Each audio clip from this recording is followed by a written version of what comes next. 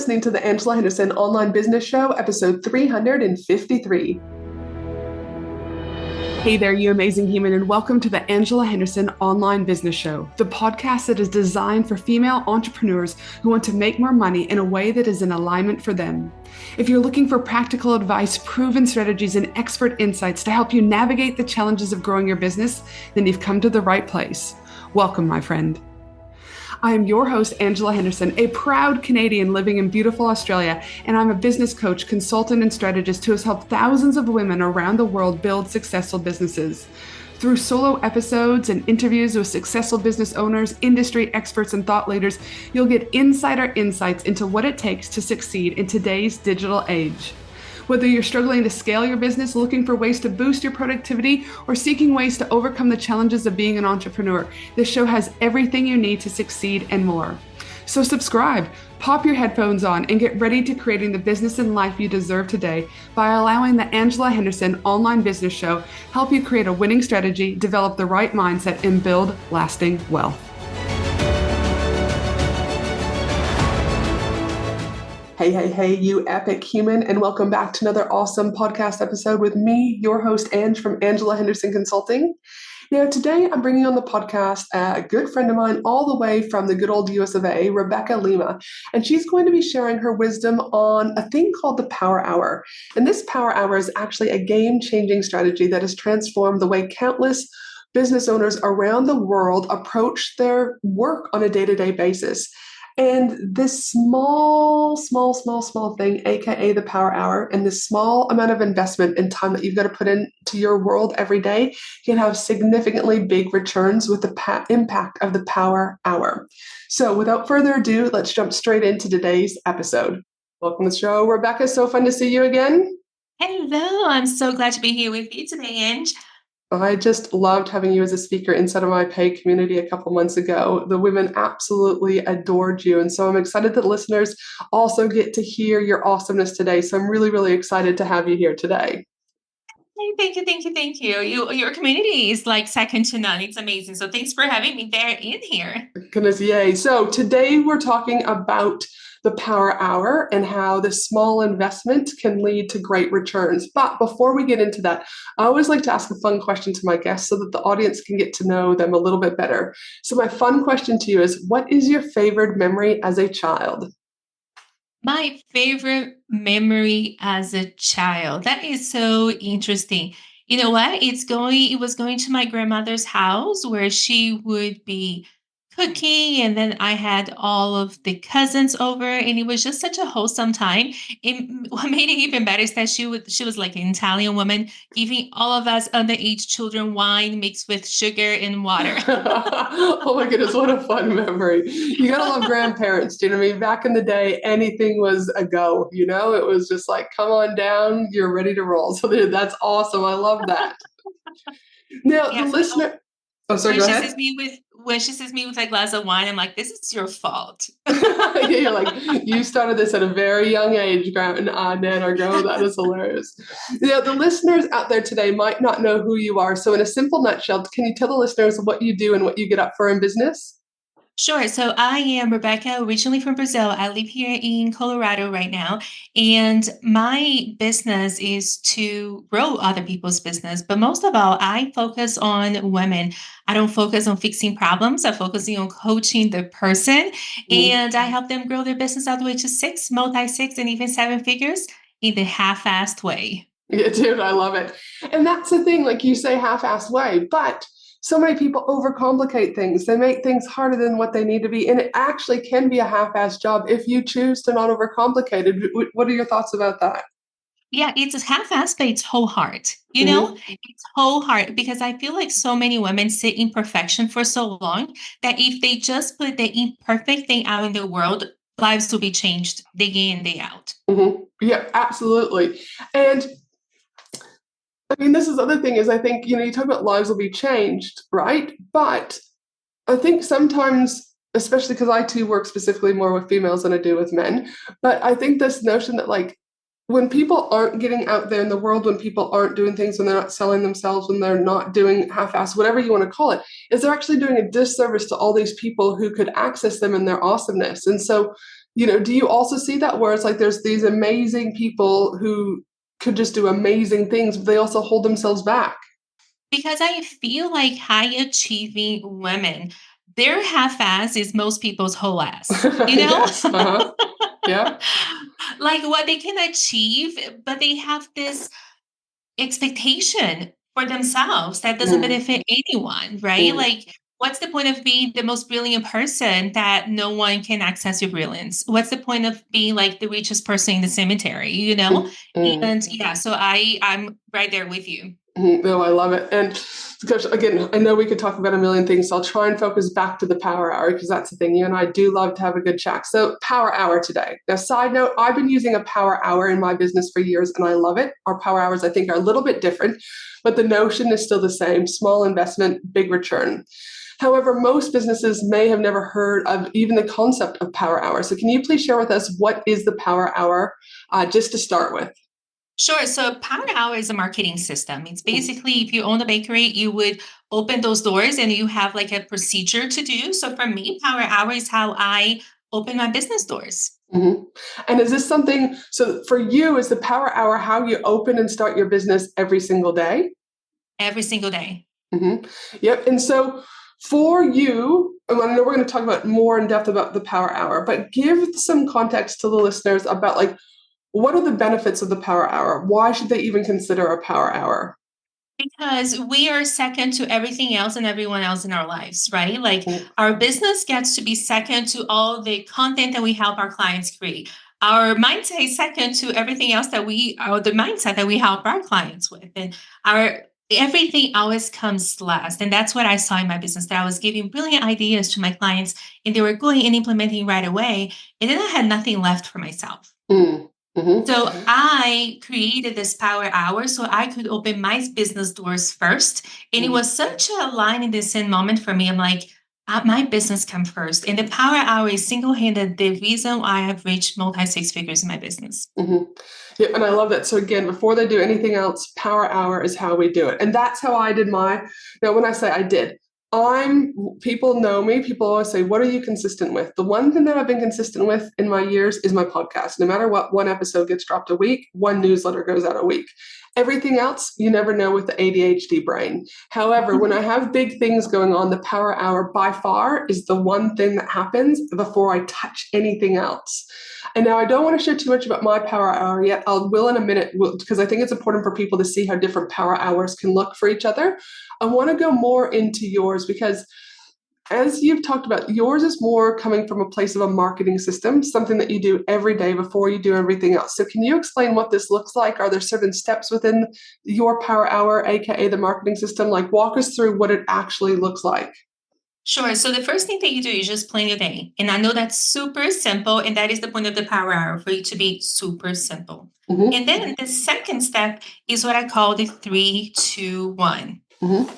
Again, as easy as 3, 2, 1. So every day you connect with three new people, Yep. right? Three new people. And it's not like connecting in a sense of, hey, Angela, buy from me. It's like just connecting and growing your audience because everybody knows somebody who needs you. Mm-hmm.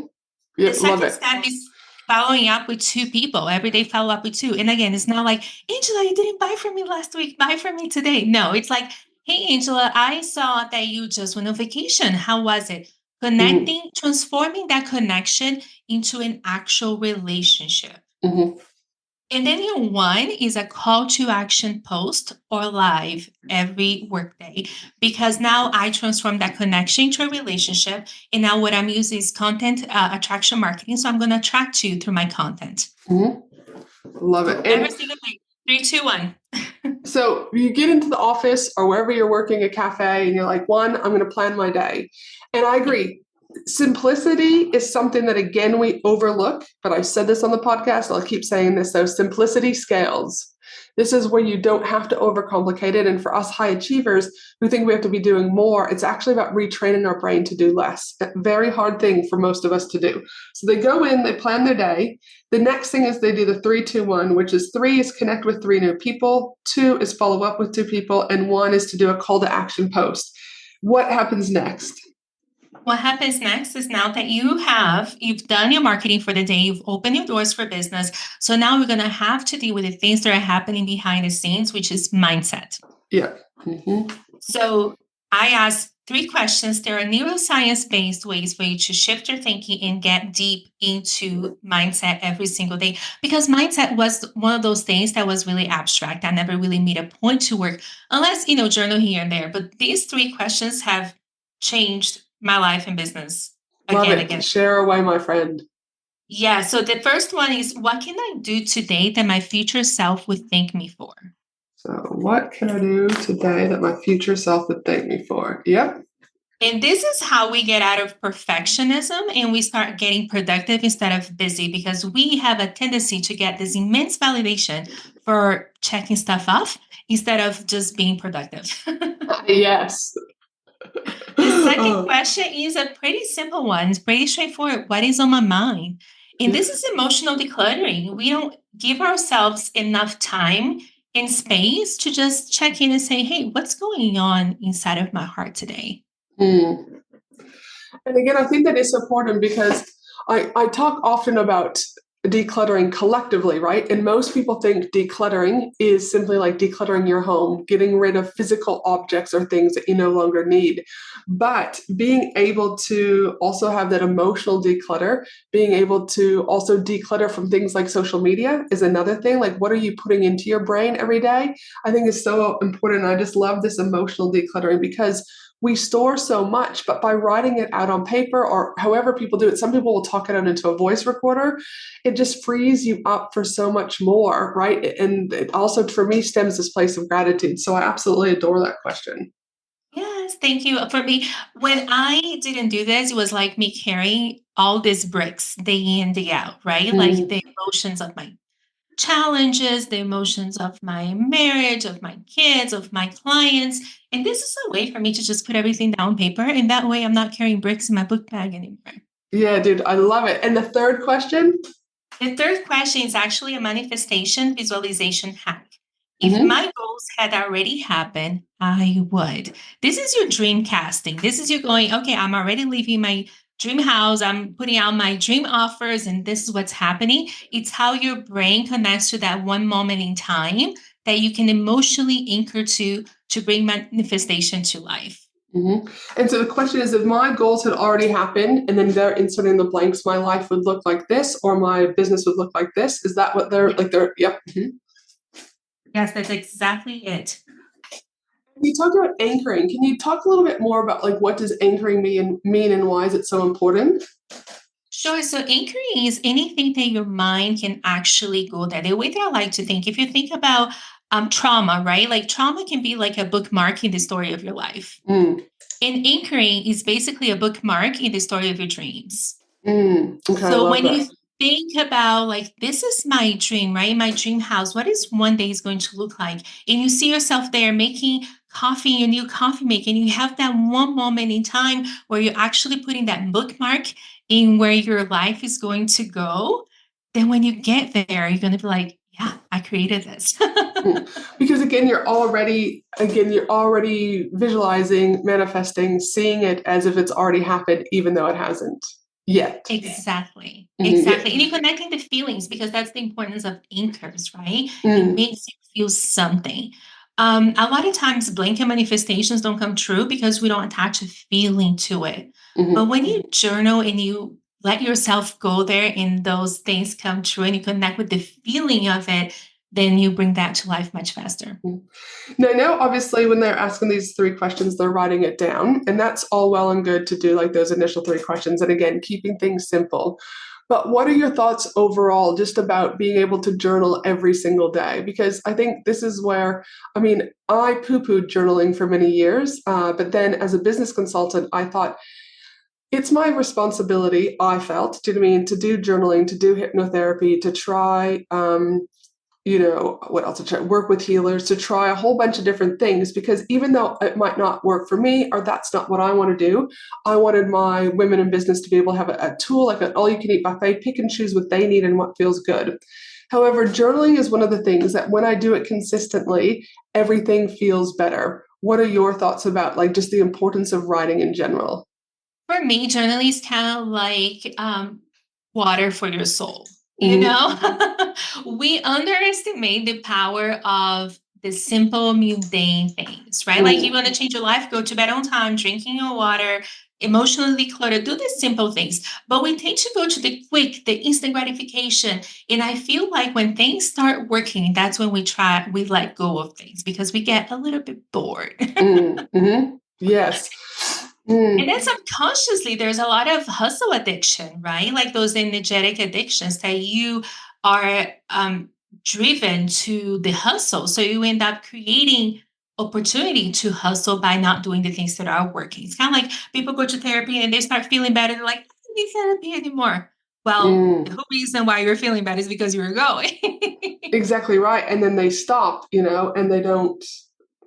Yeah, they don't Yes. get me started about therapy, like I'm an ex-therapist myself and there's benefits, but I also think there's other things that can work to, like, again, that anchoring you're talking about, getting Yes. things repetitive, because one or two times of going to therapy doesn't give your neural pathways what they need and your body that physical feeling reaction to recover from whatever you're going there in the first place. So it's like and there's so much money spent on just therapy, and it can work for some people, but there's so Yes. many other things that can also happen. But that's a whole nother podcast That's a whole episode. other That's podcast. enough. But I am going to make a side note of that because I believe that powerful women, they heal by doing. So our business is like such an amazing healing outlet for us. 100%. And I think, healing comes in so many different ways, right? And that's where I think we minimize, even say journaling, for example. It can be so simple, but yet, like you said, feeling our soul, right? Feeling happy again, feeling that little bit of like a new way in our body, right? Like, oh, this feels really good. But then sometimes we'll go back to the old way. But every time you get a little bit of that glimpse into that feeling of goodness,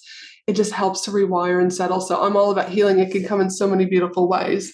So with the Power Hour, they've planned their day, they've done the 3-2-1, they've done their 3 mindset questions. Anything else that they need to do within their Power Hour? There are a couple of other things that I do. So I'll write 5 goals as if they already had happened. Yep. So do you want to explain that for someone who may not have heard that before? Sure. So, for instance, I want to move to the beach instead of saying I want a beach house, because if you keep on that energy of wanting, that means that you don't yet have it, right? Okay. So I say I am so happy and grateful for my new house here at the beach.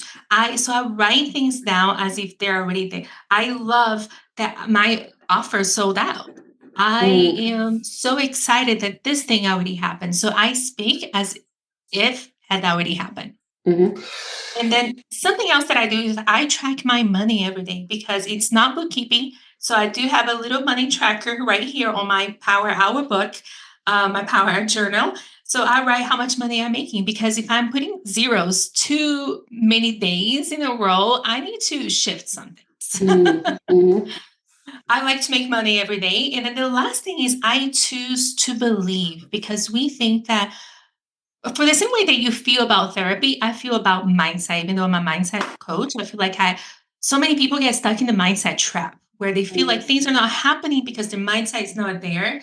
In reality, they just need to implement a strategy, mm, right? mhm, And the mindset catches up, because your mindset is actually never going to be there until you seek the validation, right? mm. Until you get that validation, the proof that it's working.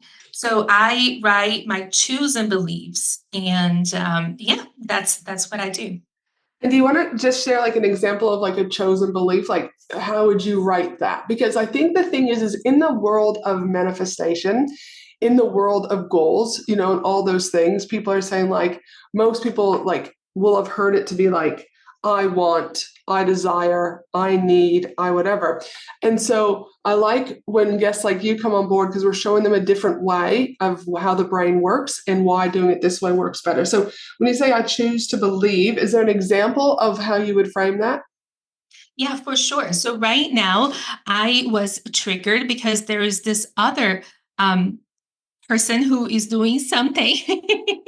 And I was like, oh, I'm so triggered by this. So instead of, being jealous or envious, I just, well, can I say, okay, what can I choose about me that would be really empowering without taking away from her, right? Mm-hmm. Because success is not a seesaw. I don't have to take away from anybody for me to have it. So I just wrote down, I am a sought after coach. Mm-hmm. And that was a very empowering belief system for something that instead of triggering me and me going through the rabbit hole of not enoughness, I just say, okay, what is an empowering thought that I'm sought after? Mm, love it. And I just think, again, these slight changes on how you reframe things can make the biggest difference, And again, not overcomplicating things. So again, this has been brilliant. They plan their day, 3, 2, 1. They do the mindset. They write down their goals for the day, again, as if they've already achieved them. They track their money every day. And I can't agree more about what you focus on grows, right? And so when you track something, I think it's really important because, like you said, it's energy like attracts like. But also, like you were saying, if you get 2 or 3 days in a row and there's $0 in, why is that? What do I need to do differently? And I love the choose to believe. Absolutely brilliant. Now, for those, sometimes people are visual learners, right? Sometimes people like to see things versus hearing things. I know I learn very differently. I'd love to know, where can listeners connect with you? Where can they find you, see you in action, specifically even around the Power Hour? Oh, you can follow me on Instagram, Rebeca with 1 C. So it's Rebeca Lima, Lima .coach. And just send me a DM saying Power Hour, and you can actually see me doing my Power Hour step by step in action. Dude, I love it. And there's one final question before we wrap up this epic episode, which is, looking back on your business journey, what do you know now that you wish you knew when you first started out in business? I wish I had known that my success was inevitable. And Mm-hmm. now the failures would lead me to exactly where I needed to go. Instead of being so failure, I had so much fear of failing that I kept myself small for a long time. Mm. Gosh, that's powerful. And failure is just such a sneaky little thing. I was speaking with my daughter once and she was talking about her report card and she's like, "Oh, Mom, I failed." And I said, "But did you?" She's Yes. like, "Well, I got a D. I can't remember exactly what it was, but she's like, I got this." And I was like, "But did you fail or did you thrive?" And Mm. she was like, "But Mom," she said, "the teacher said I need to work on this." I said, "Yes, you might need to work on this, but why have you attached that meaning of failure? Maybe it's like that D is exactly what you need to help you grow into something else," but the way they framed it. So we had this conversation. And I said, "Great, let's go get ice cream." And she's like, "Go get ice cream because I can't remember, a D or an F, whatever it was." And I was like, "Yes." So it's even funny that at that young age, they start to, tell themselves what failure is and isn't.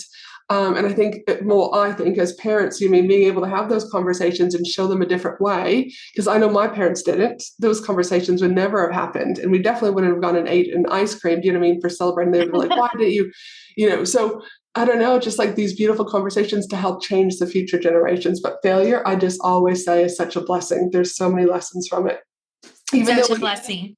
even though when we're in it, we're like, "Why the hell is this happening? This is shit." Do you know what I mean? I don't like this. And then you're like, oh, when you come out of it, you're like, "Okay, now I get it. That was the lesson." Now, So Rebecca. I created this small mantra that I teach myself: either I learn or I earn, either Mm, way I win. oh gosh, that's great. I earn or I learn. Either way I win. That's brilliant. That's a great one, Rebecca. I love it. Now, for those listeners wanting to connect with Rebecca, make sure you head over to Instagram, connect with her over there. We'll make sure that we've got all of our links inside of the show notes over at angelahenderson.com.au. But from someone who's had Rebecca inside of my paid program, she's an absolute weapon. She is also just such she's like energy, you want to be around her, and she's a loving human. So make sure that you connect with Rebecca. But for now, you amazing human, I hope you have a beautiful day no matter where you are in the world. And I look forward to you joining me for another episode of the Angela Henderson Online Business Show. Thanks again, Rebecca. Thank you. Thanks for listening to the Angela Henderson Online Business Show, www.angelahenderson.com.au.